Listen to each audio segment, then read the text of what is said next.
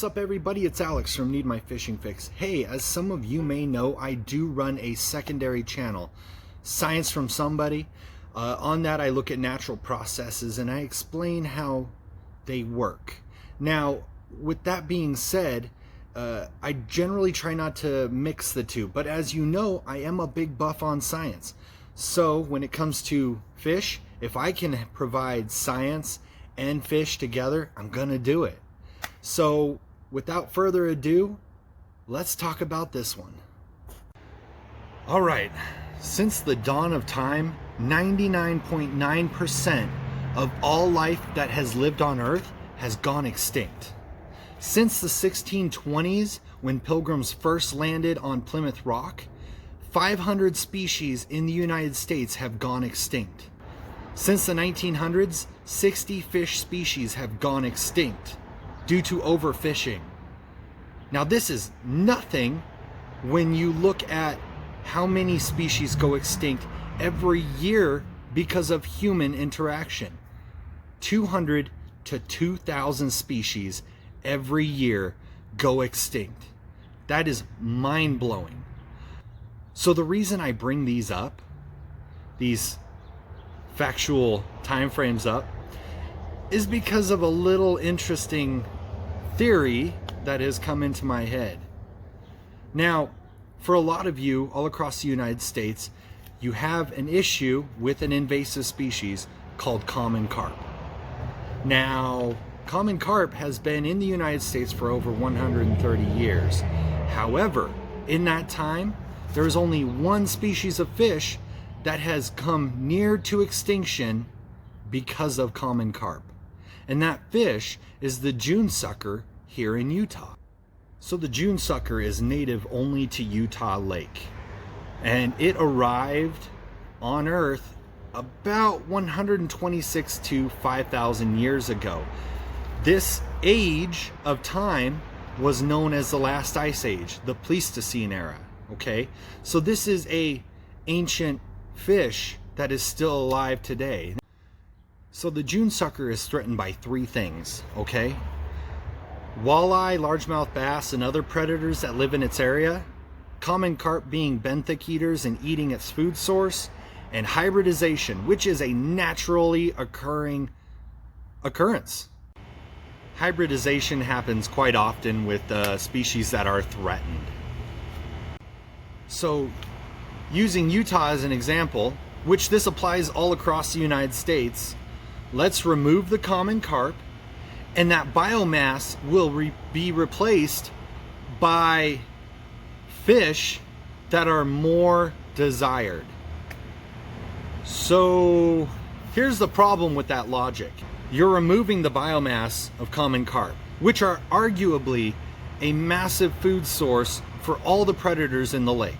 Okay, so what's going to happen is the predators are not going to be able to find as much food, which means there's going to be smaller fish, and because there's going to be less food sources for them, your fish is actually not going to populate as much because there's going to be less food sources for a thriving society of fish.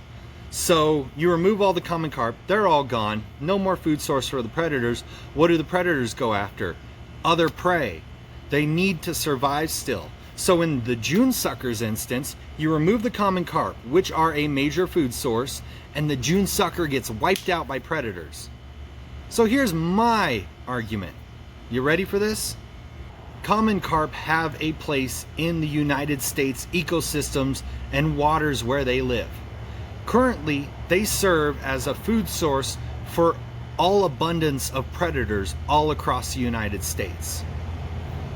Now, if we remove 50% of the common carp from Utah Lake and stop calling them trash fish and stop calling them invasive and make them known as a sport fish, what are you going to see instead?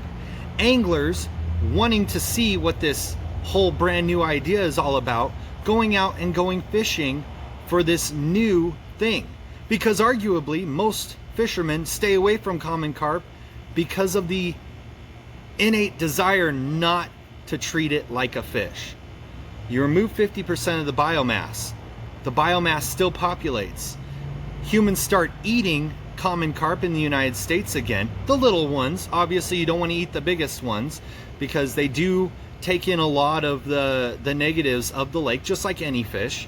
So you eat the little ones, you let the bigger ones survive. They keep breeding more and more fish, but we keep pulling out more and more fish. We use them as a food source. What happens?